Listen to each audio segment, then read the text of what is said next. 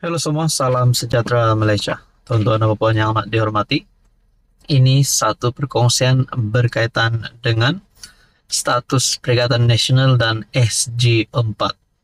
Seperti yang kita tahu, SG4 adalah sebuah syarikat dan juga penasihat yang mengetuai sebagai kepala penasihat adalah Tun Dr. Mahathir Mohamad. Dikatakan PAS telah menggunakan pengalaman yang hebat Tun Dr. Mahathir Mohamad untuk membantu SG4 ini berjaya. SG4 adalah gabungan ataupun syarikat yang melibatkan 4 buah negeri takbiran PAS. Jadi saudara-saudara, persoalannya, adakah PAS membawa PN di dalam SG4 ataupun PAS sebenarnya bekerja sama dengan Mahathir bersama dengan SG4 untuk menang PRU 16 nanti. Nah, saudara-saudara, satu perkongsian daripada Syahbudin bertarik 4 September. SG4 platform untuk angkat PAS duduki kerusi PM. Itu menjadi satu persoalan. Topik mengenai SG4 kembali menjadi tajuk perbualan. Masyarakat berikutan gabungan tidak rasmi melibatkan 4 negeri. Di takbir PAS itu mengadakan perjumpaan yang dinamakan Sidang Kemuncak SG4 di Bangi, Selangor. Paling diperbualkan ialah apabila Tun Mahathir selaku penasihat gabungan itu mengumumkan penubuhan sebuah syarikat SG4 Group Sdn Bhd untuk Kelantan, Terengganu, Kedah dan Perlis, berkongsi kekayaan sesama mereka.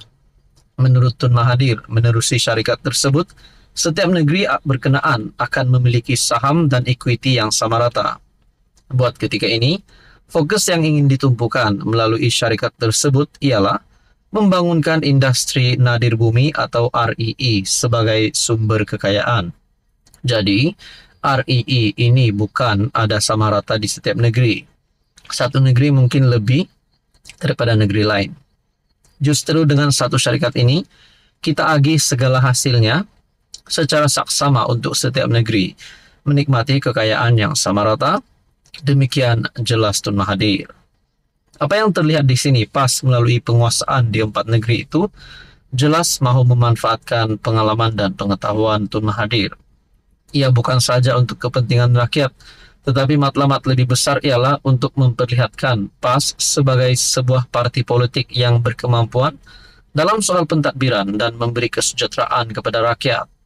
Dengan kemampuan yang ingin diserlakan itu, PAS tentu saja ada cita-cita lebih besar daripada sekadar mentadbir negeri. Cita-cita lebih besar itu tidak lain ialah untuk mengetuai pentadbiran negara dan meletakkan pemimpin PAS di kursi Perdana Menteri. Sebab itu, SG4 ini tidak semudah diucapkan untuk menjadi kenyataan. Tetapi, daripada sudut politik, tempo PRU 16 hanya kira-kira 3 tahun saja daripada sekarang, dan PAS tentu melihatnya sebagai peluang terbaik untuk menggapai cita-cita mereka. Ini bermaksud dengan bantuan Tun Mahathir, berdasarkan PAS, kini telah berjaya menguasai 4 negeri dan memiliki jumlah kerusi parlimen terbesar. Matlamat mereka seterusnya ialah untuk tidak terlepas daripada mengepelai Putrajaya selepas PRU 16. Sebab itu, SG4 tidak bergerak bersama PN atau membawa sekali PN bersamanya, walaupun PAS adalah komponen PN yang diketuai Muhyiddin. Bermakna, PAS sekarang bergerak dalam 2 kumpulan menjelang PRU 16 akan datang. Satu bersama PN yang diterajui Muhyiddin, dan satu lagi melalui SG4 yang diketuai Tun Mahathir. Walaupun PAS tidak pernah mengenepikan atau menolak sama ada Muhyiddin atau Hamzah sebagai calon PM, tetapi SG4 adalah platform untuk PAS terus ke depan dan untuk memenangi lebih banyak kerusi pada PRU 16. Nah, saudara-saudara, paling menjadi persoalan adalah adakah PAS sebenarnya mempunyai satu lagi talian hayat bukan bersama Perikatan Nasional? Adakah PAS mampu menang PRU 16 nanti tanpa bantuan Perikatan Nasional? Adakah dengan ini PN akan bubar? Muhyiddin, Hamzah dan semua pemimpin PN yang bukan daripada parti PAS akan digulingkan? Itu menjadi persoalannya. Peranan Tun Mahathir yang paling penting ketika itu ialah juga untuk meyakinkan Sabah dan Sarawak untuk menerima kepimpinan PAS. Selepas PRU 16 nanti, apabila PAS lebih unggul dan angka kerusi parlimen yang mereka miliki jauh lebih besar, ditakdirkan Tun Mahathir masih diberi kesehatan dan umur panjang oleh Tuhan ketika itu, disitulah PAS akan diposisikan untuk mengetuai sebuah kerajaan campuran yang baru bagi mentadbir negara. Jadi saudara-saudara, dalam politik apapun boleh berlaku. Adakah Hadi Awang akan mencalonkan terus Mahathir sebagai PM sekali lagi?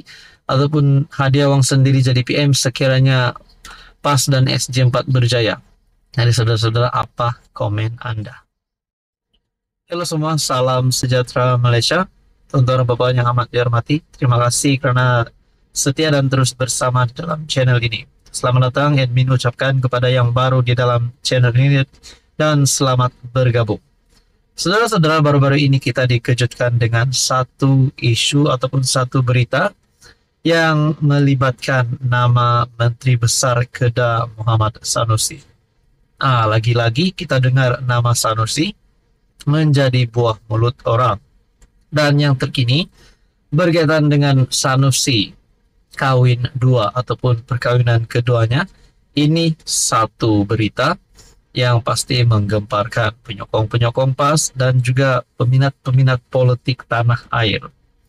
Perkongsian daripada Malaysia kini bertarik 5 September. Sanusi gambarkan poligami macam tukar berus gigi menurut Maria Chin. Saudara-saudara, adakah setakat ini Sanusi memberikan satu contoh ataupun satu teladan yang baik sebagai pemimpin tertinggi PAS sebagai Menteri Besar di Kedah? Bekas ahli parlimen PKR Maria Chin Abdullah membidas kenyataan Menteri Besar Kedah Muhammad Sanusi berhubung isu poligami. Maria merujuk kepada kenyataan Sanusi yang berseloroh bahwa dia mempunyai dua lagi kuota ketika mengulas isu perkawinan keduanya. Kenyataan Sanusi memberi gambaran bahwa lelaki boleh berpoligami, macam menukar berus gigi mereka. Malangnya, ini seolah-olahnya pandangan yang dipegang oleh pemimpin, kata aktivis hak wanita itu dalam kenyataan. Bekas ahli parlimen Petaling Jaya itu menyifatkan kenyataan Sanusi mengejutkan bagi seorang menteri besar. Jelas Maria, perbincangan terhadap amalan poligami tidak harus melupakan hak-hak yang disediakan pada seorang istri yang terlibat dalam perkawinan berpoligami, dan seorang suami mesti bertanggung jawab dan menunaikan segala kewajiban yang ditetapkan oleh undang-undang dan hukum Islam. Maria turut memetik kenyataan timbalan Presiden PAS Tuan Ibrahim Tuan Man pada November tahun lalu yang mencadangkan supaya ada dasar memberi sokongan moral kepada wanita bujang lebih 30 tahun untuk berkawin poligami. Beliau, Tuan Ibrahim, mendakwa terdapat 8 juta wanita yang belum berkawin dan poligami adalah jalan keluar bagi perempuan menurutnya. Saudara-saudara, adakah dengan ini memberikan impak yang baik kepada PAS terhadap Sanusi sendiri, ataupun sebenarnya ini akan memberikan satu kesan yang buruk kepada PAS dan Sanusi? Apa pula komen Anda?